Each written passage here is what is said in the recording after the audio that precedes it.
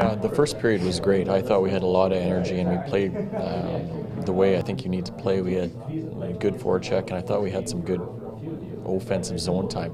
Second period we ran into a lot of penalty trouble, and I think from that point on in the game we lost a lot of the flow. Too few people were playing, or too many guys weren't getting enough ice time because of all the penalties that we were being forced to kill, and I think at that point the kind of flow of the game changed. So the second period was a slower period. In the third period it started to come again, the tempo was starting to come, but then we got into some penalty trouble again. Kind of frustrating as a coach knowing that you can't have that 5-on-5 flow for basically 40 minutes. Well, it's the rhythm you want. I mean, it's a challenge, and that's the fine line, but it's something that these players will learn. There's a style of hockey we want to play, and it's a physical style, but you have to be able to control your emotions, control your free hands or sticks, whatever it may be, so you're not sitting in the box. So ideally you can roll your four lines and create a lot of energy like we had in the first period, and that's something we'll have to learn to be better for. Can you still evaluate effectively with all that special teams play? I think you can. There's some guys that maybe you don't get quite the same read on because maybe they wouldn't have played the minutes they normally would have played. But I think you can still get a read in regards to, of course, the guys that are killing penalties, and on the flip side of things, some of the power plays that we did end up having as well. We've always talked about the chemistry between Johnny Gaudreau and Sam Bennett. I guess it's fair to say it was on display tonight. Well, they both had one-on-one, I think, if I'm not mistaken. And I thought they had spurts where they controlled the play in the offensive zone. And in regards to Sam, I thought this was a much better game for him than last night. So I guess that's kind of what we're anticipating, that each day he's going to keep getting better. And I feel like he was shooting the puck tonight, and I thought he had a good game. I thought he was pretty solid for the full 60 minutes. Sam just discussed the pace is so much quicker, and he notices that. Is that something that's just going to have to come with experience as far as getting them used to it? Absolutely. I think that's the big thing.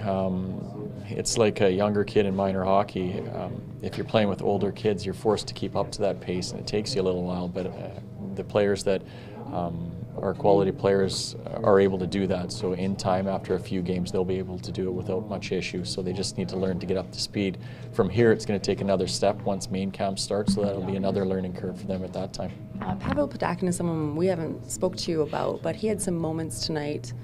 Defensively, you had him playing on the 5-on-3. Can you talk about his play? Well, he was one of the guys that maybe didn't quite get the ice time that we probably would have liked to have given him tonight because of all the penalties. But he did a good job killing penalties, and when he was on the ice, I thought he worked and he competed well. And as I said, unfortunate that maybe some of the flow or the ice time that he probably would have wanted, he wasn't able to get because of all the power plays and penalty kills that there were tonight. Did you feel the energy on the bench after Hunter Smith's hit? Did that help those guys? Absolutely, the whole building. I mean, it kind of came alive at that time. It was a big hit. I was surprised Kessie got up after that hit, but those are the type of hits you like to see in the game.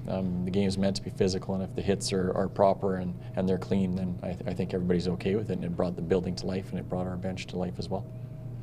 With Ferland in the box, you tried Hathaway on that line, and seemed to have a good night, right from that point, just on his game tonight, Hathaway's. I liked him. That's the first time for me really seeing him play, and I was impressed with him. He's a straight line guy, he's up and down, and I felt like he was always around pucks with his work ethic. And when Michael was in the box, that's when Johnny scored his goal. Well, he was up playing with those two guys, so I thought he played real well, and that's why he got some shifts there in the third period as well. So often consistency is the thing that so many of the players need to work at. A couple of better players last night were Ferland and Kenzie, and maybe they both struggled tonight. Would you agree? Yeah, well, they weren't quite as good as they were last night for sure. I think that part of that's to do with being heavier players too. Back-to-back nights, as you said, they have to learn how to be able to play in those situations. So. Again, if you look at our first period, things were rolling along pretty nicely. So if we would have maybe stayed out of penalty trouble, it might have been a little different story in regards to both of their games at the end. You had Elson and Carroll on the ice, down a goal in the late stages. Is that kind of like a reward thing for the game they played? I don't know if it was necessarily a reward. They were the guys that were creating a lot of the chances that we were getting, especially towards the second half of the game. I think if we would have had a timeout, or if there would have been a whistle that would allow us to have a timeout, we might have made a change with the guys on the ice. But that's the way it ended up, and unfortunately we weren't able to tie.